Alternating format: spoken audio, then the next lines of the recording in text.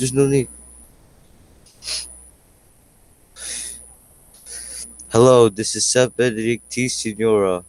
I am going to explain about Chapter 19, Part 3, the Pontificate of Pope Pius. Eugenio Maria Giuseppe Giovanni Pacelli, born March 2, 1876, ordained a priest April 2, 1899, elected the 206th Pope on his 63rd birthday, March 2, 1939, and died October 9, 1958, has emerged as the most controversial pope of the 20th century. Although long studied, his turbulent pontificate remains one of the least understood in recent times. Raised in a religious family, Basili excelled as a student and athlete in his early years. After deciding to become a priest rather than a lawyer, as was family tradition, Basili entered both the Capranica Seminary and the Pontifical Gregorian University in 1894. He received a baccalaureate and licentiate in theology summa cum laude in 1895. Pacelli officially joined the priesthood on 2 April 1899. While serving his first appointment in his home church, he pursued doctorates in canon law, civil law, philosophy, and theology at the Papal Athenaeum of St. Apollinaris.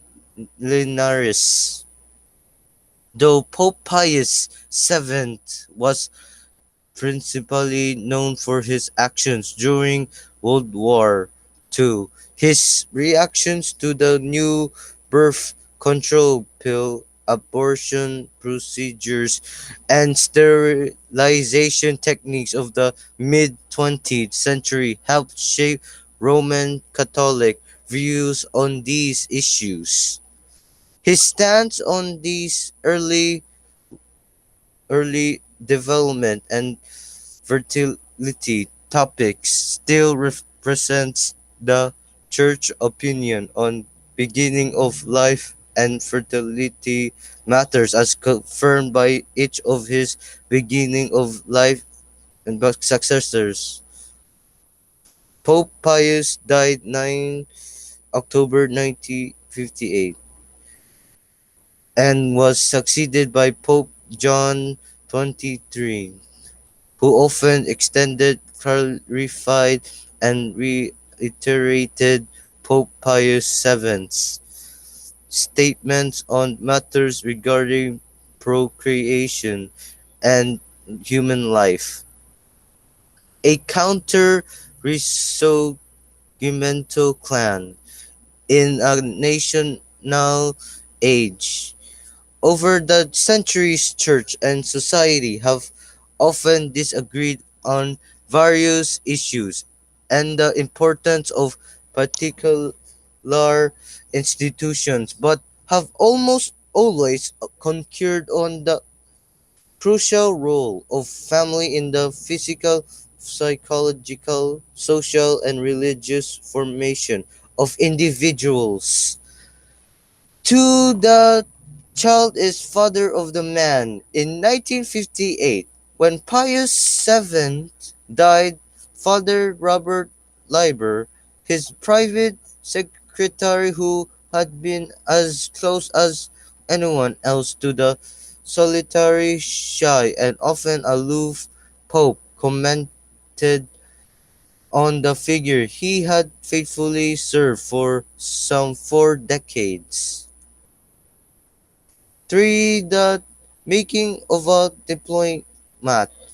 Union's abilities, discretion, fluency in more than half a dozen languages, negotiating skills, determination, self-confidence, and above all his loyalty to the church hierarchy was widely recognized and highly valued in the Curia. The recognition of these traits computed to his increasing diplomatic role and responsibilities. It was clear that Basile's temperament, training, interest, and institutional loyalty combined to secure his position in the Secretariat of State. Undoubtedly, his career was also promoted by his family connection, so he advanced not only because of what he knew, which was considerable, but also because who he knew. Traditionalism and modernity. The controversies surrounding Pius VII's impartiality during the Second World War, his silence during the Holocaust, and his outspoken stance during the Cold War have dominated his image following his death. However, they are not the only issues that continue to swirl about this Pope and his pontificate. Some have been seen him as a conservative figure and have stressed his rigid adherence to past practice and tradition, criticizing him as a pope who looked backward rather than ahead. Conclusion. Pius VII's death in his summer palace at Castel Gandolfo on October 9, 1958, for many seemed to mark an important transition for the papacy. Under his successor, John 23, 1958 to 1963, who convoked the Second Vatican Council 1962 to 1965, the Church appeared to embark on a program of rapid and major transformation. Others, however, saw the stress continuity rather than change during the course of the council called by John word surfaced that his predecessor, whose code of the canon law exalted the papacy in the church's legal structure, had seriously considered convoking a council, but for reasons still unknown. Thank you for listening, and goodbye.